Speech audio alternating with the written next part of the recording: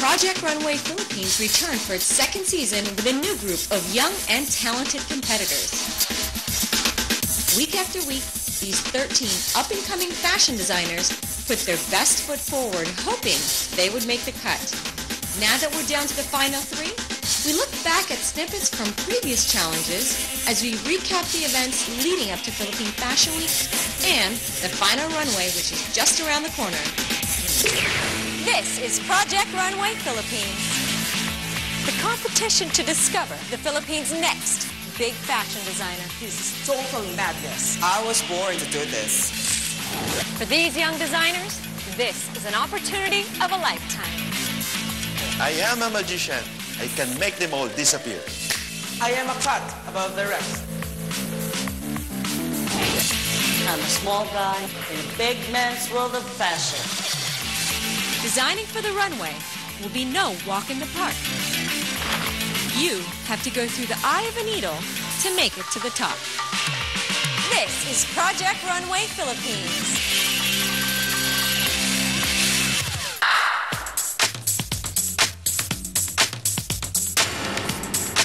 Season 2 saw the return of familiar faces at the helm of Project Runway Philippines. Hello. Hi, guys. Are you ready for another day of work? With outstanding designs fresh in their minds from the previous stint as judges last season, Rahul Laurel and Apple Taburin have high hopes and expectations for this season's batch of designers.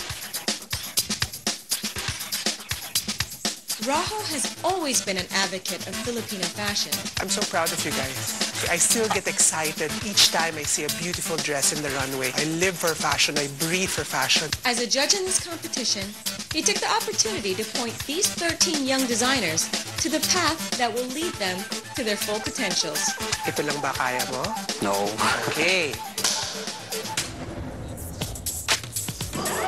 Apples is not one to mince words. Having worked in the industry as a top model and fashion editor, she knows how straight talk gets things done the right way. I understand all the challenges you're going through. We're not here to lambast you just because we want to be critical. We want to help you become the best designers you can be. By doing so, she gets a designer in this competition to perform at a higher level. Salamat.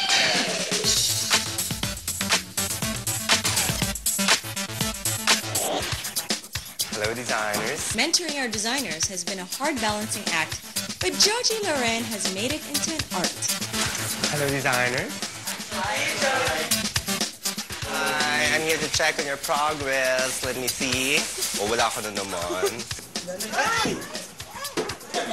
Mixing humor and gentle persuasion with a critical and technical eye, Joji has come across as someone that designers could relate to, and more importantly, rely on to get the job done. Simplify it na lang. Wala nang masyadong gano'n. Instead of using this as a lining, Ito na. bigyan mo pa ng More. excitement. Make this asymmetrical na rin. Bye-bye. Rahul, Apples, and Joji have done a great job with every challenge, and working with them has made hosting the show a rewarding experience for me.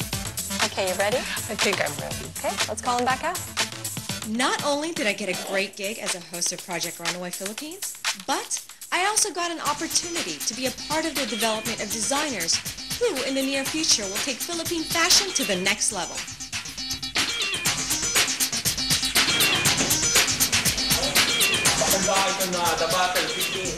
Yes! When we return, we'll go through the eye of the needle and see how our 13 finalists were selected.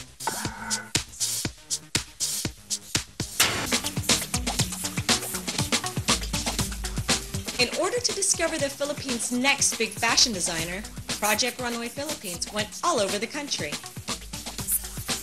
I just came here this morning. So, my works can be exposed. If ever man na magbibigyan akong chance sa makapasok sa Project Runway, I can do better than them. Because I have the guts and I know I am versatile enough. Some of them, actually. Auditions were held in key cities of Manila, Cebu, and Davao. My design philosophy is always simple and yet elegant and never boring. Nakita ko yung mga advertisement on Project Runway na gaganito siya hiring for new designer, a young designer for season 2. It's young, it's fresh, it's kind of crazy. Born to be fashionista, graduated in Far Eastern University, and currently employed in China as a fashion designer for 3 years already.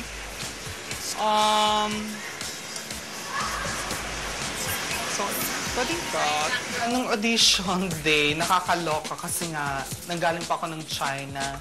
So, na-delayed yung flight ko. Talagang naloloka na ako. So, hindi pwedeng hindi ako makasali ng Project Runway.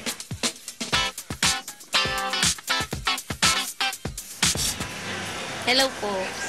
Kahit mapasok ako dito or not, fulfillment na kasi siya. Kasi ang sarap ng feeling nung everyone was really listening to my ideas. So parang yun yung first time na parang feeling ko, ay, parang akong designer. Parang gano'n. Pwede mo mag-Tagalog, te? Akala ko kasi dapat pag nag-audition dito, dapat talaga gawa mo. Hindi ka pwede magpatahi sa iba. Feeling ko naman makukuha ko talaga, mag-move forward ako, even though I'm not experienced as a fashion designer. I'm a nursing graduate. Yes. And that's out of obedience. Nag-audition ako sa Project Runway.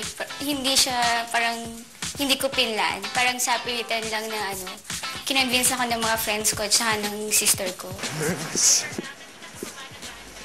Yeah, sort of. I feel like puking. Actually, I kind of expected already. Napasok ako. Halika rito.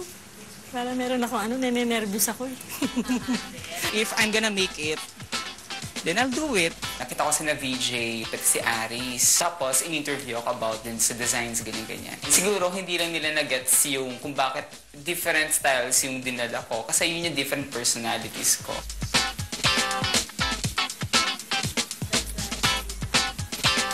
Yeah.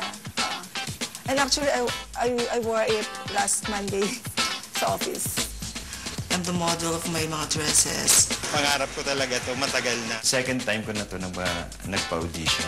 Then, no first, hindi ako nakuha. Then, nitong second, sa sobrang excited, 1 o'clock pa yung audition talaga, 9 a.m. nandun na talaga ako.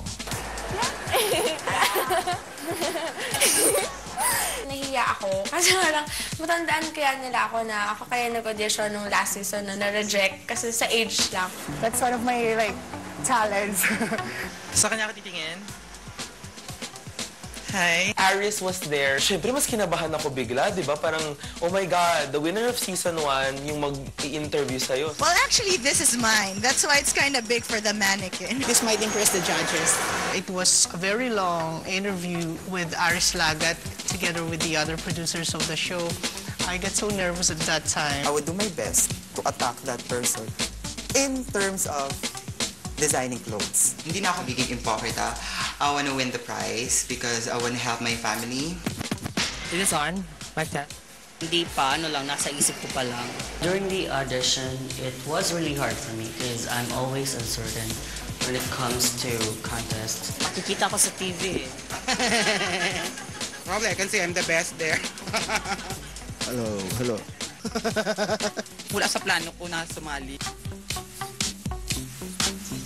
Wherever they were, the applicants all reacted the same way when they found out that they made it to the final 13 designers who would compete in the second season. Sobrang thankful ako sa mga nangyari. Hindi rin matutumbasan ng kahit anong pera, kahit anong prize. With the final cast of 13 designers complete, the stage was set for the return of Project Runway Philippines. Although this is a reality TV show to find the next big Filipino fashion designer, mas na-enjoy ko yung totoong buhay, mas na-enjoy ko yung pagkilala sa ibang mga tao. Nice hair. Ang mga favorite moments ko dito sa Project Runway ay yung mga ibang hindi nakikita ng camera. Yung mga madalas ay nasa bahay na kami, kung saan nag-uusap-usap lang kami sa dining table, ganyan. Kasi parang tipong dun mo na-realize na hindi lang pala kami designer talaga na nandito. Mga tao din kami na merong mga naghihintay sa bahay, na merong nagmamahal, na merong nag-cheer sa amin, ganyan. At iba-iba ang mga storya ng buhay namin. Sample. After the break, we'll go back to the start and join our designers as they took their first steps on the road to the runway.